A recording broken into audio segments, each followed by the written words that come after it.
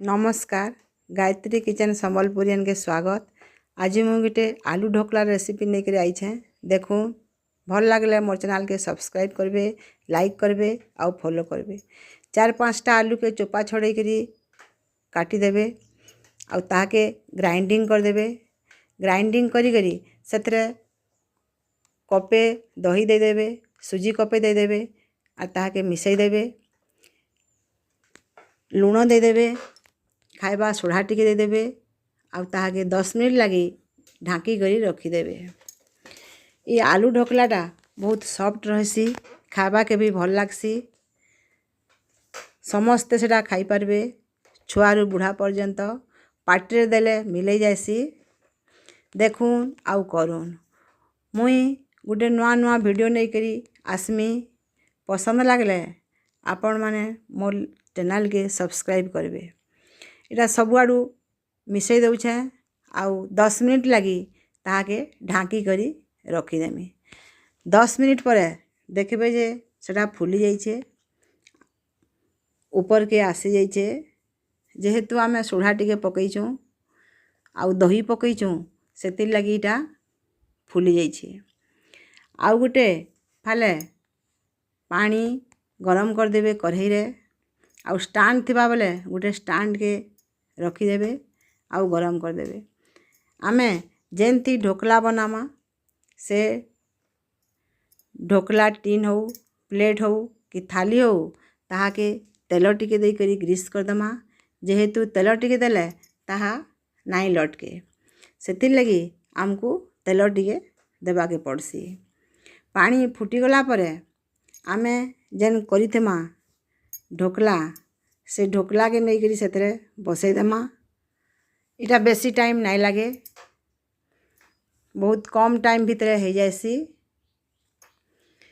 पानी फुटी गला परे आमे जेन बैटर रखी दिला से ढोकला टीन रे सेटा के नहीं करी बसई देमा।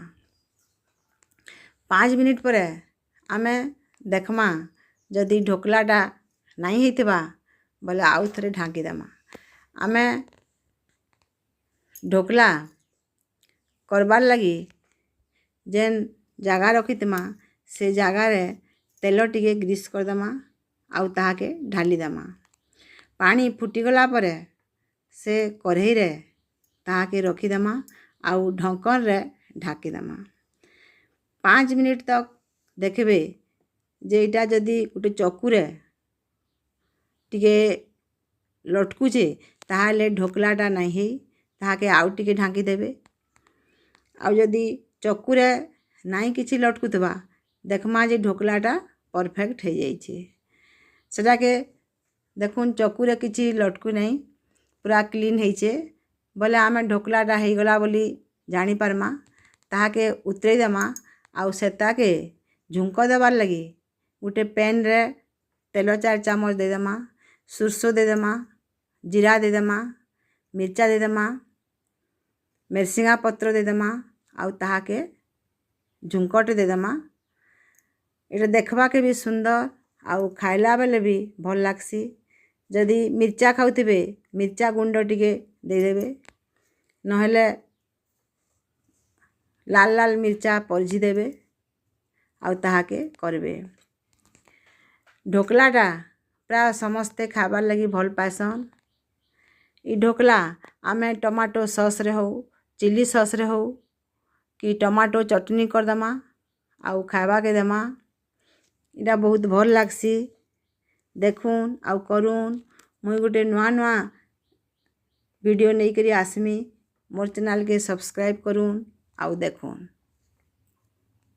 ढोकलाटा आमे बेसन ढोकला करूचुं, सुजी ढोकला करूचुं, बिरी आउ चाउलर भी ढोकला करूचुं।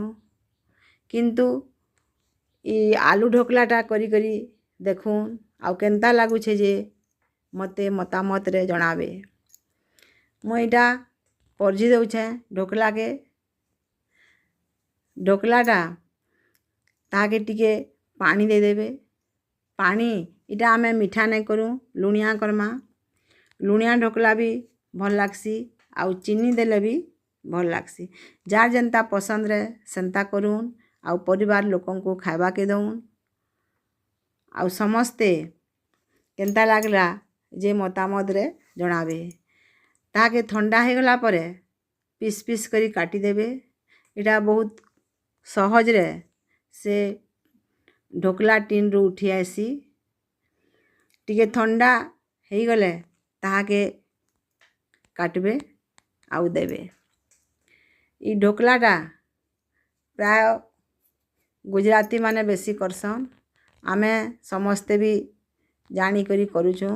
देखुन चटनी रे खाइबा के दऊँ आउ करूँ। भल लागले सब्सक्राइब कर